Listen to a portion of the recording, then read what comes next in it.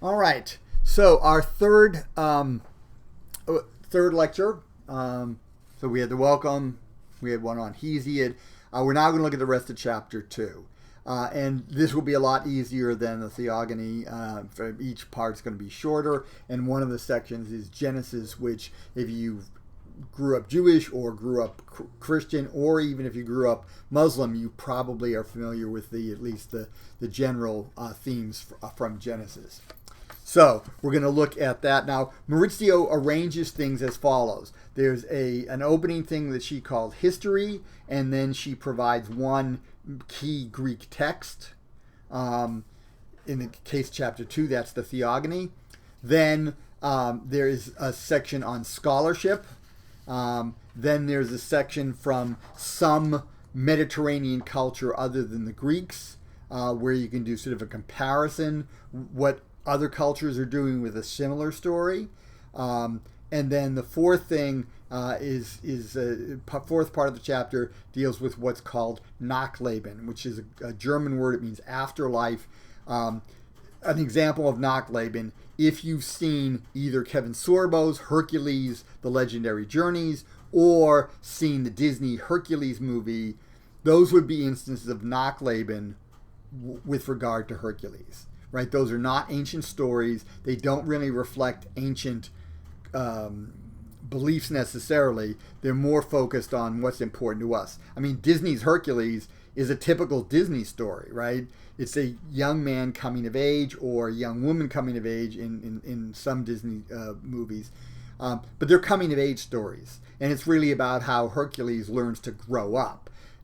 The Greeks aren't concerned about that. We don't really see stories about Hercules as a kid or even as a young man. He's basically, like when we see him, he's pretty much a full-grown guy, and he's having all these adventures, and he also tends to get drunk a lot, and he also, sleeps around with a lot of women. None of those things are in the Disney version, okay? But that doesn't mean that the Disney version doesn't have some value. It does. But that's an instance of Nachleben. Okay, so the scholarship in this chapter deals with a man named Bronislaw Malinowski. He was a Polish anthropologist. He traveled to the Trobriand Islands, which are in the South Pacific, just prior to World War I. He was stuck there because, as a Pole, he was Poland when World War I started was under the control of Germany. And so even though Malinowski was not pro-German, he was still viewed by the British, who controlled a lot of the area in the South Pacific, as a potential threat. So he was not allowed to leave the area. He was not arrested, but he was not allowed to leave the area. In other words, he could not travel back to Europe and maybe give up information about, British military, installations and holdings in the South Pacific. So he spent the entire war on the Trobriand Islands studying the islanders. And the big thing that he comes up with, his big contribution that affects also classical scholarship, is the idea of charter myths.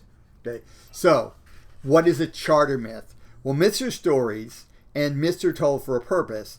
Charter myths are myths that establish an example or a pattern for behavior that you're going to do.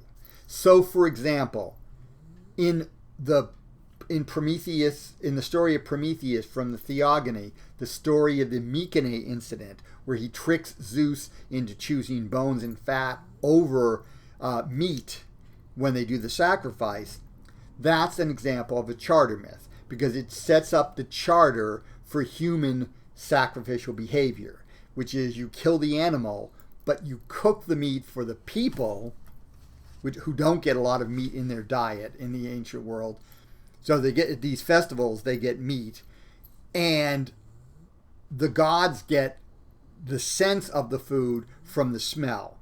And then later it's explained that the gods don't eat human food, they eat ambrosia and they drink nectar. Okay, so they don't really need it, but the point is, how did this happen? Because it makes sense, if you're going to sacrifice, that you would give up the best stuff to the gods, which would be the meat. But we don't do that. Why don't we do that? Because Prometheus didn't do that. He tricked Zeus, and this was the way we did it ever after that. Okay, that's an example of a charter myth. So charter myth is tied to behavior. An example of something that's not a charter myth is the story of Persephone, who gets kidnapped by Hades, and her mother Demeter goes into mourning, and that's an explanation for the seasons. So when fall and winter come, Persephone has gone to the underworld. When she comes back, you've got spring and summer, the time when things are growing. That's an etiological myth. It explains the causes for something. It's not a charter myth because it doesn't affect human behavior. Right? So human behavior is the key thing here. Does this advocate for particular behavior? If it does, then it's a charter myth. If it does not, it is not a charter myth. The stuff from the other Mediterranean stuff, there's a description by Maurizio of the Babylonian work Enuma Elish, which means went on high, which tells the story of the Babylonian gods, which story is a lot like the Theogony. So you have a god who overthrows his father, who had overthrown his father, which is the same thing that we have with Zeus overthrowing Cronus, who overthrew Uranus. So it's a similar type of thing.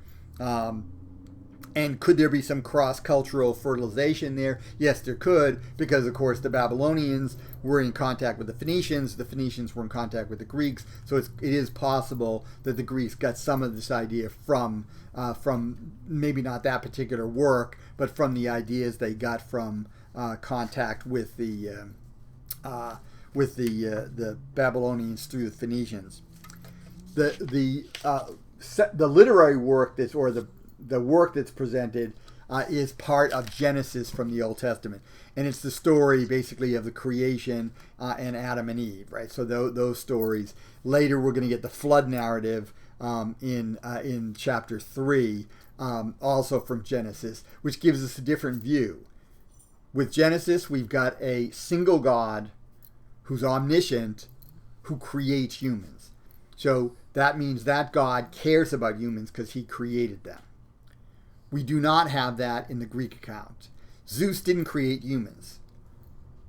The usual version is Prometheus created humans, which might explain why Prometheus steals the fire, although Hesiod doesn't really talk about that, so we don't know what Hesiod believed. But Zeus often can be very cruel towards humans, and it's partly because he didn't create them. He doesn't really have that much invested in them the way the Judeo-Christian God does.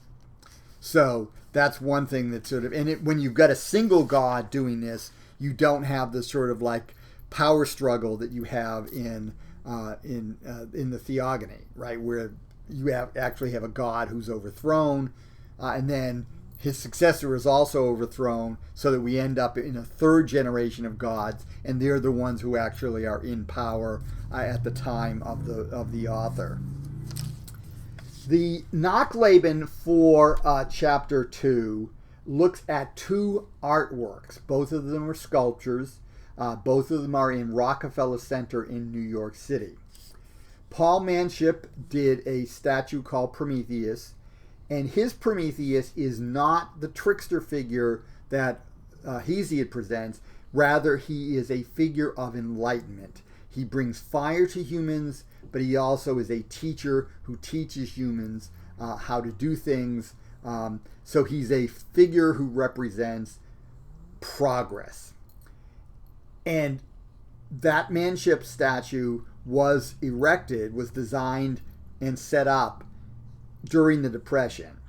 So New York at the time, the Empire State Building went up during the Depression. There were other buildings that went up. So there was this sense, at least in New York City, even in the Depression, that somehow we're going to get through this. We're gonna press ahead, and the idea of these skyscrapers were a sign of human progress, right? That the humans could almost touch the gods, right? They could almost touch the heavens with their buildings, and Manship's Prometheus is sort of the inspiration behind that type of drive. Oscar Lowry did a statue of Atlas. Now, Atlas in mythology is actually a brother to Prometheus. He fought against Zeus in the Titanomachy, whereas Prometheus fought for Zeus. Atlas was punished for that by having to hold up the sky. So apparently there's some wiggle room between the sky and the earth, and if he were to drop it, I guess it would sort of crash, and then everyone would be crushed. So he has to sort of keep it on his shoulders. That is a grueling thing that he has to do, but it also is a sign of his strength that he can do it. And this statue by Lowry, which is underneath a skyscraper, so if you look at it from below, because it's on a high platform, and then so you have to look up at it, and you're looking up at the building behind it. It's almost like Prometheus, Atlas is holding up that building. And again, this is sort of a symbol that it was put up during the Depression. This is a symbol in the midst of the Depression. We're going through a tough time, but we're tough. At least in New York, we're tough. We can do this. Okay, the odds are against us, and we can and will do it. Right. So there is that sort of, and that's a very positive message, considering that the figure that's presented is actually a figure whom Zeus treats as a criminal. So this is again what happens in Knock-Laban. What the modern person does with the story may not be the same as what the ancients envisioned with the story or with the figure, right? Because times have changed. We can take that same figure and then change it to suit the message we want. And in this case, Atlas represents determination and endurance, which are important virtues during the Depression. And Prometheus promises that bright future, which is still on the horizon, but he's going to help humans get there. So that finishes chapter 2. We'll be now moving on. We'll be looking at, a chapter and a half each week for a couple of weeks. Then we'll be looking at 2 chapters. So we will be barreling through this stuff. So please don't get caught up. Do the best you can in the reading. Make sure you make your posts. And do the art discussions that come up from week to week. If you get the stuff done, if you stay on top of the material, you'll certainly get the points. But I think also if you make a serious effort at staying on top of it, that you'll also learn material. And so you'll get something out of it other than just the grade. All right, see you next time.